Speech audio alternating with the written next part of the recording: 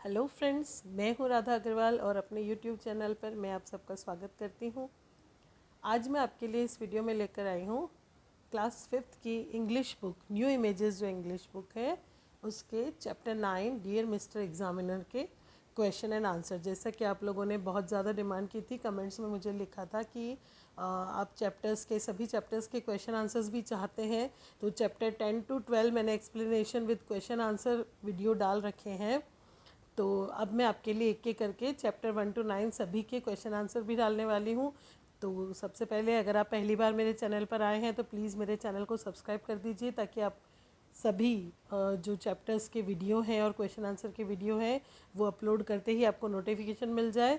Subscribe करने के बाद फ्रेंड्स बेल आइकन ज़रूर दबा दीजिए, ताकि जैसे ही मैं नया वीडियो डालूँ आपको अपडेट मिल जाएगा और आप तुरंत ही क्वेश्चन आंसर या चैप्टर एक्सप्लेनेशन वगैरह के वीडियो देख सकते हैं। तो आइए हम क्वेश्चन आंसर सॉल्व करना शुरू करते हैं। जैसा कि मैंने आपको बताया, चैप्टर के एक्सप्लेनेशन वीडियोस मैं पहले ही डाल चुकी हूँ, जिसका लिंक आपको आई बटन में भी मिल जाएगा और डिस्क्रिप्शन बॉक्स में भी मैं उसका लिंक दे दूँगी। तो मेरा आपसे ये सीरियस सजेशन है कि प्लीज़ प्लीज़ क्वेश्चन आंसर समझने या लिखने से पहले आप सबसे पहले चैप्टर को समझें, उसका एक्सप्लेनेशन देखें अच्छे से, और उसके बाद ही ये क्वेश्चन आंसर का वीडियो आप देखें और इसको लिखें। तो एक बार आप चैप्टर को ज़रूर समझ लीजिए। तो आइए हम स्टार्ट करते हैं। हमारा फर्स्ट क्वेश्चन है, what does the speaker in the poem thank the examiner for. I hope आपके भी सेम क्वेश्चन आंसर्स होंगे। ये जो है आंसर दीज क्वेश्चंस हैं, और उसके बाद है answer these questions with reference to the context. तो इसमें जो ये लाइनें दी हुई हैं, जैसे Mandy has written 10 pages but it's probably frightful guff and Angela Smith is copying the answer of her cuff. तो इन लाइनों में से बीच बीच में से इन लाइनों के बारे में ही ये जो ABC क्वेश्चन है पूछे गए हैं, इनके हमको आंसर्स देने हैं। और उसके बाद आते हैं हमारे थिंक एंड आंसर्स।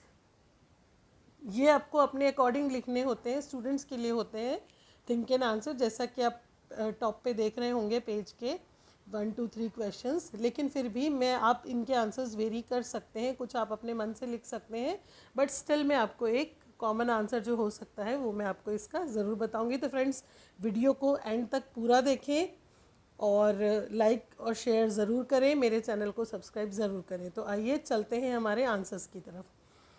तो हमारा फर्स्ट क्वेश्चन है, what does the speaker in the poem thank the examiner for. यानी कि इस पोएम में जो स्पीकर है वो एग्जामिनर को किस बात के लिए थैंक्स कहता है। तो जो पोएम है इसमें जो स्पीकर है वो एग्जामिनर को लवली क्वेश्चंस के लिए थैंक यू कहता है। ये आपको समझने के लिए बहुत ही जल्दी समझ में आ जाएगा अगर आप पहले चैप्टर का एक्सप्लेनेशन देख लेंगे। तो स्पीकर जो है पोएम में लवली क्वेश्चंस, अच्छे अच्छे क्वेश्चंस देने के लिए एग्जामिनर को थैंक्स कहता है। Then second question is, how many questions is the speaker able to answer. Speaker जो है, जो कि एक एग्जामिनर है, एग्जामिनेशन रूम में बैठा हुआ अपने आंसर्स लिख रहा है, वो कितने क्वेश्चंस के आंसर दे सकता है। तो आंसर है कि वो एक भी क्वेश्चन का उसको आंसर नहीं आता है। Then our next question is, what does the speaker write on the answer script as instructed. अब उसको क्वेश्चन के आंसर तो आते नहीं हैं, तो इंस्ट्रक्शन के अकॉर्डिंग उसने, जो स्पीकर है जो पोएम लिख रहा है, उसने अपनी आंसर स्क्रिप्ट, अपनी जो कॉपी है आंसर शीट है उसमें क्या लिखा है इंस्ट्रक्शन के अकॉर्डिंग। तो the speaker writes the name and date on the answer script as instructed. जैसा कि आपको इंस्ट्रक्ट किया जाता है एग्जाम्स में कि आप अपना नेम और डेट और रोल नंबर जो भी ऐसा लिखो, तो वहाँ पर उसको नेम एंड डेट के इंस्ट्रक्शन से तो उसने वो लिखे थे।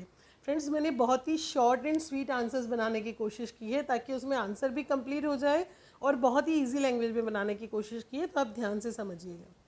Our next question is, what are the other things that the speaker writes. उसके अलावा, डेट और नेम के अलावा और क्या चीज़ें हैं जो स्पीकर उसमें लिखता है। तो the other things that the speaker writes about are his classmates, examiner and the other people doing their work. उसने लिखा है अपने क्लासमेट्स के बारे में, जो और बच्चे एग्ज़ाम दे रहे हैं उनके बारे में, जो एग्जामिनर टीचर है क्लास में उनके बारे में, और जो बाकी के लोग हैं जो उसको विंडो से या वहाँ से दिख रहे हैं उन सभी के बारे में, जो कि अपना वर्क कर रहे हैं, उन सब के बारे में लिखा है। उसके बाद फ्रेंड्स, हमारा question 5, what according to the speaker are the people outside the classroom doing at the time of the examination.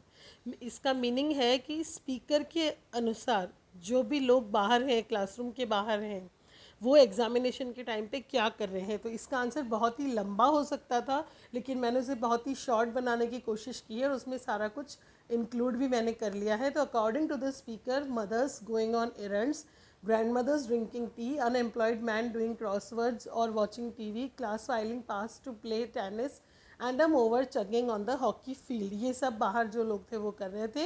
अगर आपको इसका मीनिंग समझना है तो ये पूरा पोएम में दिया हुआ है और मैंने इसी का मीनिंग वहाँ पे समझा रखा है, तो आप एक्सप्लेनेशन वाले वीडियो में जा सकते हैं.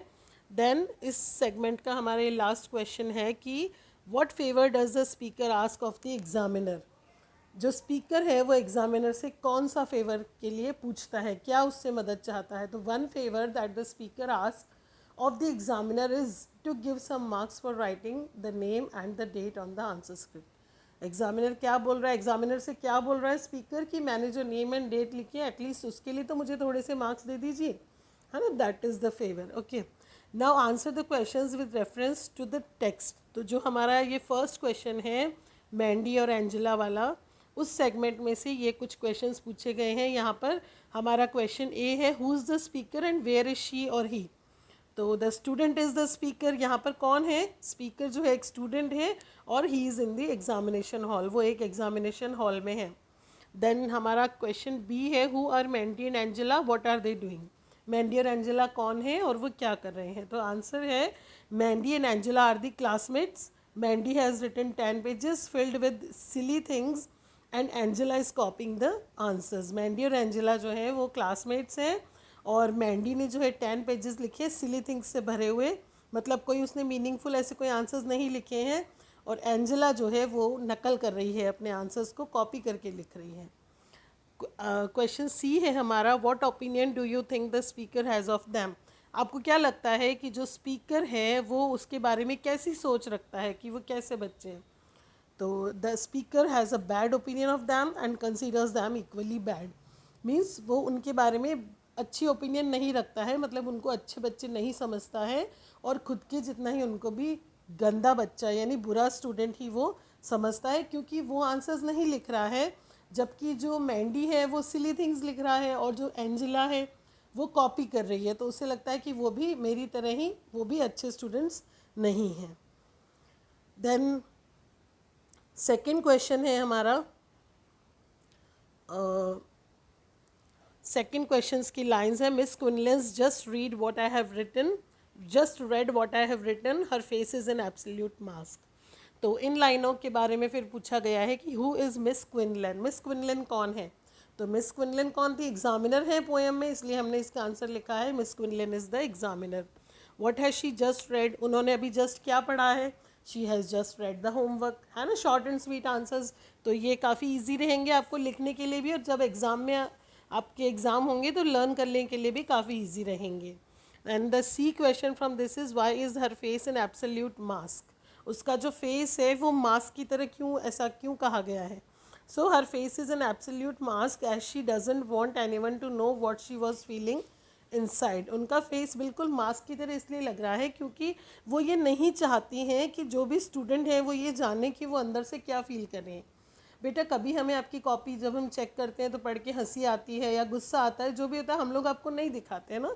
तो जस्ट लाइक सेम वो भी आपको उनको स्टूडेंट्स को दिखाना नहीं चाहती थी कि उनको कैसा फील हो रहा है.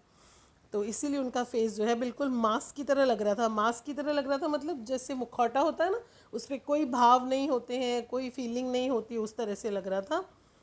तो ये हमारा answer. Now we come to think and answer. Think and answer का हमारा फर्स्ट क्वेश्चन है, why is the poem title dear mister examiner. की पोएम का टाइटल डियर मिस्टर एग्जामिनर ही क्यों रखा गया. सो हमने आंसर लिखा है इसका, the poem is title dear mister examiner as this poem is written as the letter from a student to the examiner. क्योंकि ये पोएम ही इस तरह से लिखी गई है जैसे कि एक स्टूडेंट जो है वो अपने एग्जामिनर को कोई लेटर लिख रहा हो, तो लेटर में उसने स्टार्ट किया है उसको डियर मिस्टर एग्जामिनर, इस तरह से हमने ऐसा इमेजिन करके और इसको राइटर ने जो है ये नाम दिया है कि डियर मिस्टर एग्जामिनर, ताकि हमें पोएम पढ़ के ही लगे कि ये किसी लेटर की शुरुआत है और डियर मिस्टर एग्जामिनर ये उनको संबोधित करके जो है पूरी पोएम लिखी गई है। Then our second think and answer का क्वेश्चन है, why do you think the speaker writes about the other students in the class, कि आपको क्यों लगता है कि जो स्टूडेंट है वो दूसरे बच्चों के बारे में क्यों लिख रहा है ना। अब देखो, अगर आप एग्जामिनेशन रूम में हो, आपको 2-2.5 घंटे या 3 घंटे वहाँ पे बैठना ही है, आपको जाने की छूट तो होती नहीं है, जब छुट्टी होती है और स्कूल बस जाती है तभी आप जा सकते हो।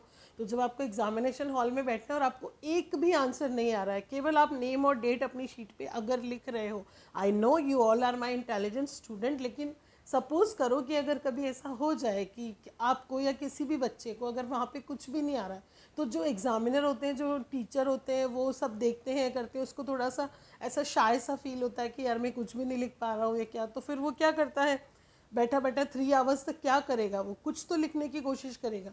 तो यहाँ पर कई बार क्या होता है, आप लोग क्वेश्चंस को ही वापस लिख देते हो। बहुत सारे बच्चे, कुछ बच्चे ऐसा करते हैं कि क्वेश्चंस को ही वापस लिख देते हैं या हर कुछ एक ही लाइन को बार बार लिख देते हैं कि जस्ट एटलीस्ट कॉपी फिल्ड दिखे। तो उस बच्चे ने क्या किया, वो सब जो सिली थिंग्स लिखने की बजाय उसने क्या करा कि अपने एग्जामिनर को एक लेटर लिख दिया है, और उसमें वो क्या लिखेगा फिर लेटर में।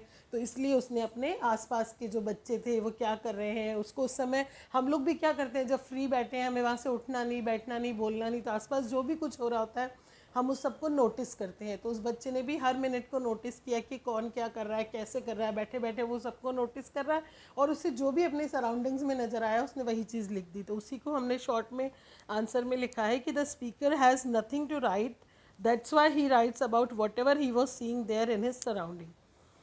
तो हमने शॉर्ट में इसको कैसे लिखा है कि जो स्पीकर जो है उसके पास लिखने के लिए कुछ भी नहीं था, तो इसीलिए उसने about what ever he was seeing, जो कुछ भी वो अपने आसपास अपनी सराउंडिंग्स चीज़ों में देख रहा था वो उसने वहाँ पर लिख दिया है। What impressions do you form of the speaker from this poem, आप इस पोएम पढ़ के आप उस स्पीकर के बारे में क्या इंप्रेशन फॉर्म करते हो, मतलब आपकी ओपिनियन उस स्पीकर के बारे में क्या है, कि वो एक इंटेलिजेंट बच्चा है या वो एक डल बच्चा है, या मतलब जो भी आप उसके बारे में। तो देखो, मैंने अपने ओपिनियन से लिखा है बेटा, इन तीनों क्वेश्चंस के आंसर आप कुछ और भी लिख सकते हो, अगर आपको कुछ और लगता है तो लिख सकते हो, लेकिन मैंने ही लिखा है कि the speaker is not good at studies. भाई ये तो हमें पता चल ही रहा है कि उसको एक भी क्वेश्चन आंसर नहीं आ रहा है, तो पढ़ाई में बहुत अच्छा नहीं है, लेकिन वो नकल नहीं कर रहा है, वो हर कुछ सिली थिंग्स नहीं लिख रहा है, और बेचारा कितनी मासूमियत के साथ अपने टीचर को लेटर लिख रहा है ना। तो इसीलिए मुझे लगता है कि वो इनोसेंट भी है, ऑनेस्ट भी है, गुड बॉय भी है, और स्टडीज़ में ठीक है कि थोड़ा अच्छा नहीं है। तो इसीलिए मैंने अपना आंसर ये लिखा है कि the speaker is not good at studies but he is a good boy and innocent and honest child. यहाँ पर हम एक बार अपने ये वर्ड मीनिंग्स भी देख लेते हैं, क्योंकि इस चैप्टर के वर्ड मीनिंग्स में मेरे स्टूडेंट्स को भी दिक्कत आई थी, तो मुझे लगता है आपको भी आई होगी कि बहुत बड़े बड़े मीनिंग्स दिए थे, तो मैंने शॉर्ट करे हैं, तो आप भी शॉर्ट में लिख सकते हैं। जैसे गव का आपके बुक में दिया हुआ है सिली और स्टूपिड आइडियाज़, आप केवल सिली भी लिख सकते हैं। Cuff, part of a sleeve, cufflink होता है ना हमारी शर्ट में आगे की तरफ जहाँ हम बटन लगाते हैं, दैट इज़ कॉल्ड कफ, तो आप उसको शॉर्ट में पार्ट ऑफ अ स्लीव भी लिख सकते हैं। Then Crown Court, a TV show, एक टीवी शो का ये नाम है। Sefton Road, the name of a road, एक रोड का नाम है। और कैथेड्रल, ये आपको पूरा मीनिंग ही लिखना पड़ेगा कि the main church of a particular area under the control of a bishop. So friends, thanks for watching, और मेरे चैनल को सब्सक्राइब ज़रूर कीजिए। Thank you so much.